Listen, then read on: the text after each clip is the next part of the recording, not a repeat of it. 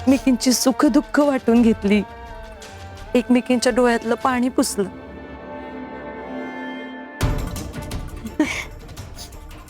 खरं आता हॉलमध्ये जायचं म्हटलं ना की स्वतःच अपमान करून घेणं असंच वाटतं. आणि तुला माहितीये त्या अख्ख्या घरात एक किचन म्हणजे आमच्यासाठी सगळ्यात सुरक्षित जागा आहे बघ.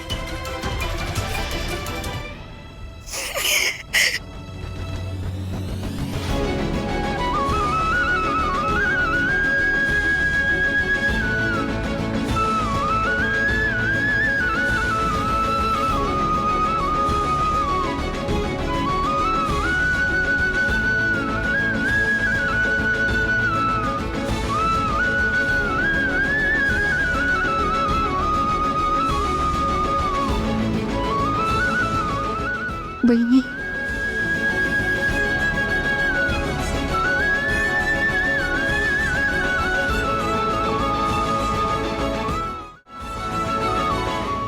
तुम्ही खरंच खूप भोगले, खूप त्रास सहन केला. खरं तर घरातली मुख्य स्त्री जर खमकी असेल ना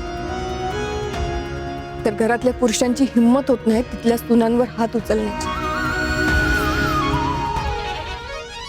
पण इथं तर दामिनी मॅडमनीच तुमचा तऱ्हेतऱ्हेनं छळ केला आणि याची शिक्षा त्यांना मिळायलाच पाहिजे.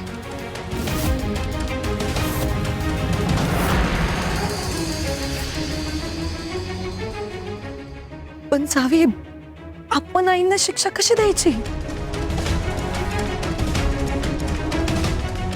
कशी म्हणजे? भास्कर दादांना दिली होती ना, त्याच्यानंतर त्यांची हिंमत झाली तुमच्यावर हात उचलण्याची.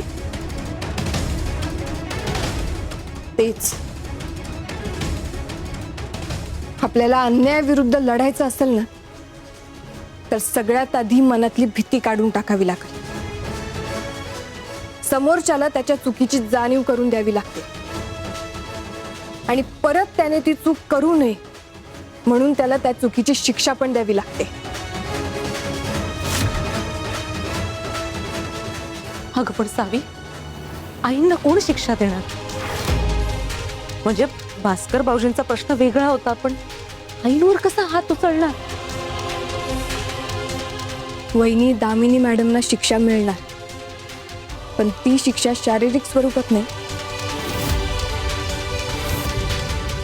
मानसिक स्वरूपात मिळणार.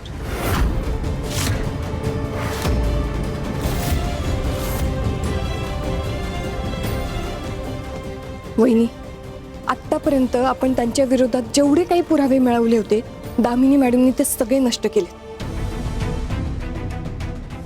आणि आता या क्षणी मी सोडून फक्त एका व्यक्तीला माहितीये की त्यांनी माझ्या पप्पांचा खून केला.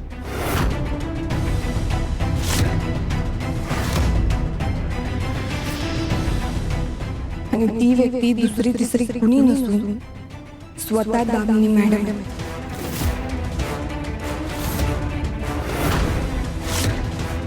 त्यामुळे त्यांच्या पापांचा उलगडा करायचा असेल ना तर त्यांच्या तोंडून त्यांचा गुन्हा कबूल करावा लागेल. अगं पण सावी, आई स्वतःहून गुन्ह्याची कबुली का देतील?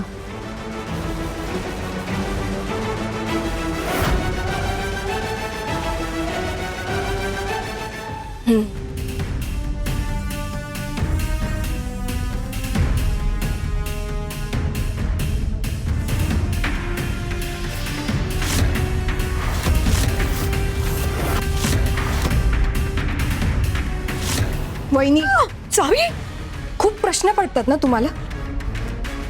बऱ्या बोलानं सांगा, तुम्ही माझी साथ देणार आहात का नाही? नाहीतर इथंच मारून टाकते तुम्हाला.